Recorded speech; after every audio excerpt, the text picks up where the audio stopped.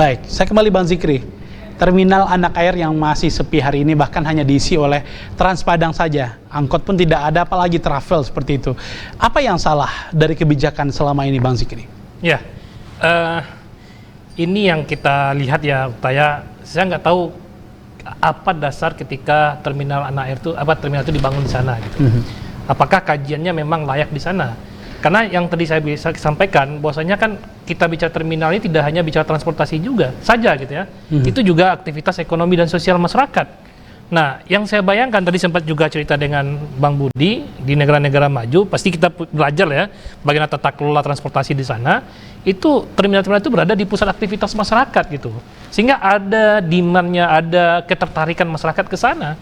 Nah, ini yang kita lihat, posisi terminal Anak Air itu berada di pinggiran kota, aksesnya sulit, dan itu di lewat komplek-komplek perumahan, yang sebenarnya secara jalannya itu belum layak lah dilewati oleh bus-bus akap ya, atau bus-bus AKDP yang mungkin ukurannya besar gitu. Nah, kekhawatiran kan jangan-jangan nanti ketabrak anak orang di sana gitu kan. Nah, ini kan jadi persoalan juga. Bagaimana mau memaksa bus ke sana masuk sementara aksesnya aja sempit. Nah, ini sebenarnya yang menjadi persoalan. Tadi juga menyambung apa yang disampaikan oleh Bang Budi dan juga Pak Ketua, bahwasanya gini kan pengusaha-pengusaha terutama mungkin AKDP ya Pak ya, banyak menjerit gitu ya, dengan beban yang begitu besar dan juga standar pelayanan yang diminta masyarakat juga tinggi. Sebenarnya pemerintah bisa saja secara nasional ini mungkin mudah-mudahan nih Pak Prabowo mendengar juga, memberikan insentif lah ya, apakah dalam bentuk subsidi juga untuk pelayanan gitu ya, atau mungkin pajak yang diringankan gitu ya, sehingga mereka ini bisa bergerak, tetapi dibikin standar yang bagus juga gitu. Nah, kenapa? Karena bicara ini persoalan Indonesia loh Pak ya, tidak hanya Sumatera Barat atau Kota Padang, sehingga persoalan ini harus memang diangkat levelnya ke pemerintah pusat kita gitu ya. Nah, kenapa? Karena kewenangan itu kan bisa diatur lah, siapa yang akan mulai ini. Kalau kita bicara misalnya apakah di subkota, di subprovinsi, atau mungkin balai yang ada di Kementerian Perhubungan, ini kan persoalan penempatan saja sebenarnya. Yang penting adalah bagaimana persoalan ini bisa diatur dan dikelola dengan benar, siapapun, masyarakat maunya itu gitu. Nah, persoalan nanti di jalan ya, kebijakan ini sudah dilahirkan, ya perlu ketegasan juga. Ya, ketegasan untuk menerapkannya. Tadi disampaikan oleh Pak Yos bahwasanya kan dulu di terminal yang dilintas itu juga ada persoalan sama. Sebenarnya kan persoalan ketegasan juga gitu ya. Kalau tegas seperti yang disampaikan Bang Budi, bahwasanya kan apakah backing itu besar? Tidak juga. Nggak mungkin lah negara kalah dengan itu gitu ya. Karena kita bicara kepentingan umum, negara mesti mengatur itu gitu. Nah, ini yang harus dilakukan oleh pemerintah. Tata kelola transportasi kita termasuk terminal ini memang harus dibenarkan ya. Tadi ada disampaikan oleh Pak Yos, katanya mau 3 ya Pak ya. Terminal itu ada yang di selatan, ada yang mungkin ke timur mungkin ya, dan juga di utara di sini gitu. Nah, kalau dibangun model seperti ini lagi, persoalannya kan sama lagi itu.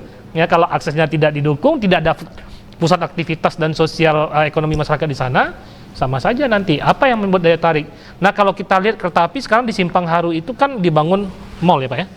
Mall salah satu merek lah gitu ya. Nah, mungkin nggak terminal itu juga nantinya dibangun di pusat aktivitas masyarakat? Kita juga ada mall di pinggiran Padang sekarang mau sedang dibangun itu, bisa nggak? Sehingga nanti ada ketertarikan, ada keterpaduan gitu ya. Kenapa? Karena masyarakat ada niat ke sana gitu. Nah, ini yang harus dipikir oleh pemerintah. Kalau bandara kan memang orang butuh ke sana gitu ya Pak ya. Bandara beda hal, banyak di kota karena memang butuh space yang besar untuk pesawat. Kalau terminal kan semestinya kan bisa bikin bertingkat, ya kan? Bisa dibikin ke bawah tanah. Banyaklah model-modelnya itu kan. Sehingga ini bisa diatur, jangan tanah kosong terus dijadikan terminal, bukan seperti itu polanya gitu ya. Harus ada kajian, libatkan pakar-pakar transportasi, pakar sosial ekonomi, bahwasanya pembangunan terminal itu betul-betul harus berdasarkan kajian yang jelas sehingga terukur nanti dampaknya seperti apa gitu. Baik, dari Pak Imral, apa catatan Pak Imral dengan terminal Anak Air saat ini? Apakah juga terasa menyulitkan kalau harus dipaksakan semuanya ke sana? Memang kita kembali ke tipenya ya. Kalau Anak Air itu kan tipe A. Memang pelayanannya sebetulnya sih akap. Kalau solusi untuk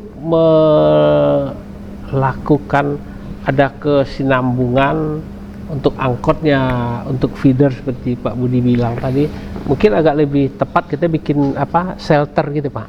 Jadi ada di selatan, ada di timur, ada di utara. Nanti untuk ke dalam kotanya itu bisa hidup juga angkot.